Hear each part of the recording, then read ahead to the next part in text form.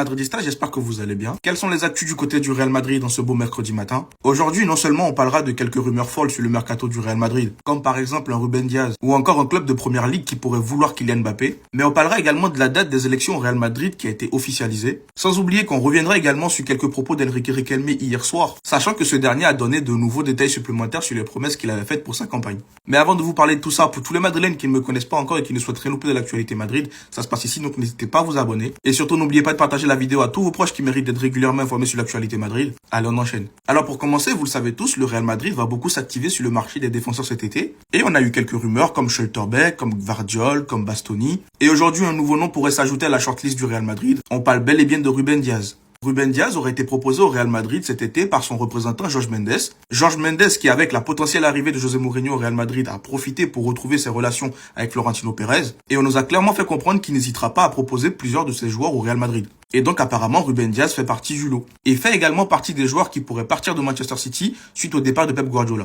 Donc déjà, n'oubliez pas de me dire ce que vous en pensez dans les commentaires. Est-ce que Ruben Diaz au Real Madrid, c'est une bonne idée pour vous ou pas? Et maintenant, on va parler d'une autre actu qui m'a fait un tout petit peu rigoler. Celle de Kylian Mbappé qui intéresserait un club de première ligue. Personnellement, je n'y crois pas, mais je vous la présente quand même parce que ça reste une rumeur comme une autre. Alors certains médias disent que Kylian Mbappé pourrait rejoindre Chelsea dans un transfert stellaire qui pourrait secouer le monde du football et que ce serait une demande particulière de Xabi Alonso qui lui vient de signer à peine à Chelsea. Ce dernier qui pourrait être également intéressé par Arda Güler. Alors moi je vous le dis clairement, je n'y crois pas. Kylian Mbappé, je pense qu'il restera bel et bien au Real Madrid, même s'il y en a qui sont fatigués de lui, mais c'est comme ça. Et troisième information intéressante, on parlera à nouveau des élections du côté du Real Madrid et quelques nouvelles sur Enrique Riquelme. Et me demandez pas pourquoi je parle beaucoup d'Enrique Riquelme actuellement, parce qu'actuellement c'est celui qui fait parler de lui, c'est celui qui a officiellement commencé sa campagne, et Florentino Pérez, lui, commencera sa campagne ce soir. Donc on aura aussi l'occasion de parler de Florentino Pérez. On a une date officielle concernant les élections du côté du Real Madrid, et il s'agit apparemment du 7 juin.